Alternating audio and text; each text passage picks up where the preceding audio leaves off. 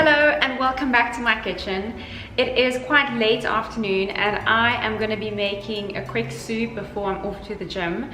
I am going to be making a pea and watercress soup, but I'm going to be replacing the watercress with mint because I couldn't find watercress in stock at the grocery store. This is a really quick, very quick recipe to make. And it is not super filling, but it is a summer evening in South Africa and I don't want something heavy after gym. But otherwise, if you would like to make this in the winter, I'd say make this as a starter or maybe as a side or something like that. But give me a minute and I will get all of the ingredients.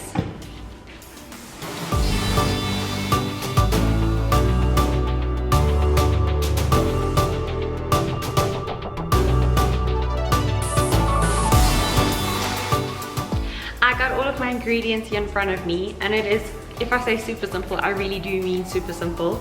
It is only olive oil, which you'll probably have in your house, onion, garlic, boiled water, vegetable stock, frozen peas, watercress. As I've mentioned, I'm replacing it with the mint, and salt and pepper, and that's it. So I'm just quickly gonna start by chopping my garlic. And I actually want to show you my little tip in my little onion tip.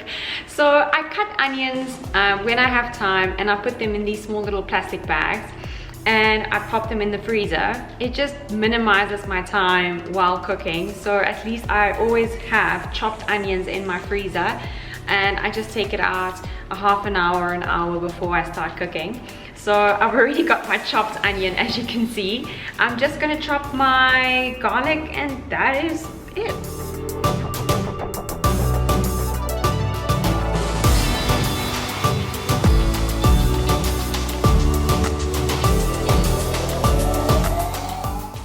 I want to show you this cookbook stand.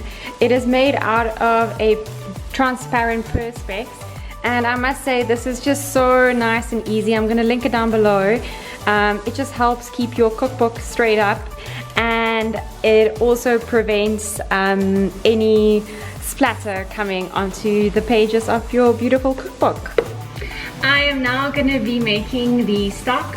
I am going to add 2 of these little, what do you call them? A concentrate stick, but it's actually like a liquid stick. So yeah, I'm going to be adding 2 of these with then the 600 milliliters of water.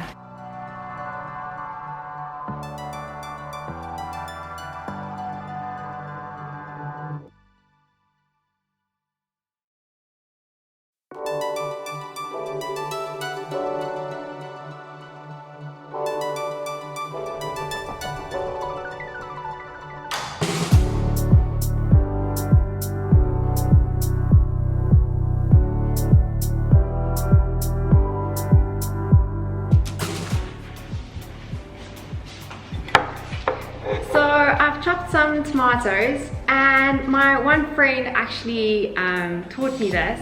He said to throw some sea salt on top of the tomatoes and leave them outside, so outside of the fridge, so just at room temperature, with the salt on top of them for about an hour, 2 hours before you eat, and it just brings out that sweet juices of the tomato, and it works every single time. So I'm very happy that someone shared that tip with me, and I highly recommend that you also do it when making a tomato salad.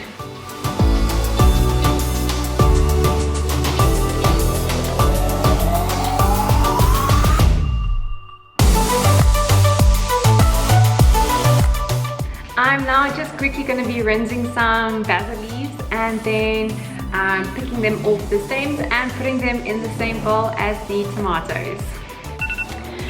So my timer just went off, so I'm quickly going to pop the mint into the pot with the peas and give that a quick stir around, and then I'll switch off the heat.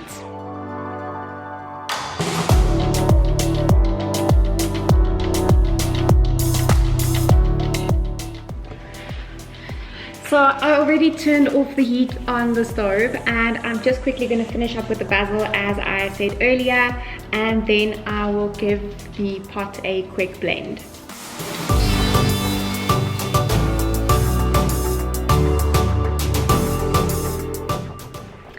I am now going to finish off the soup by blending it.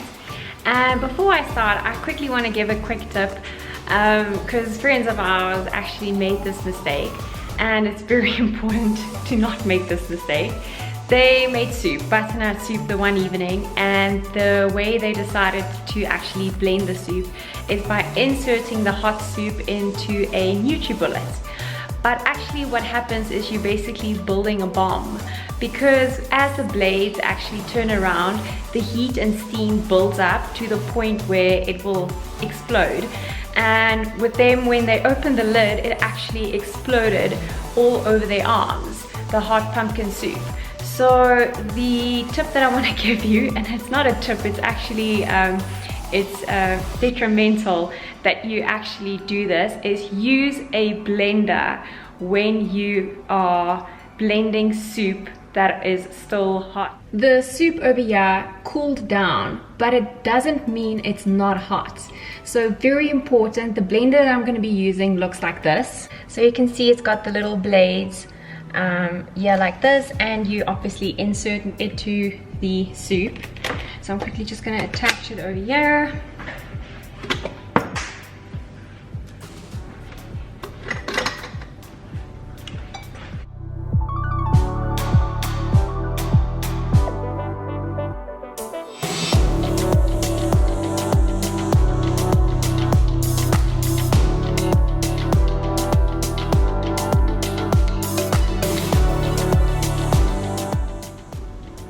And that is it, guys, food is done.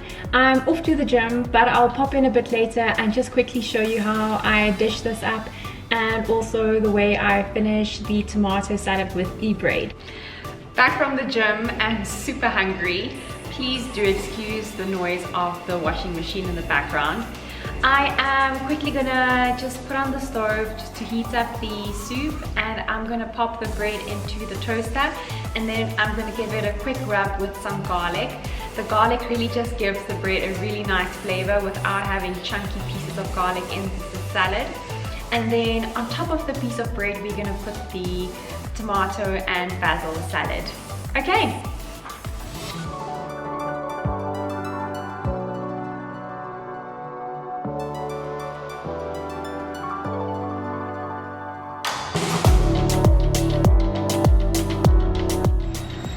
Okay, so as you can see, my bread is toasted, and I am basically just taking a raw clove of garlic, and I am gonna rub it on top of the bread to give it a nice garlic flavor.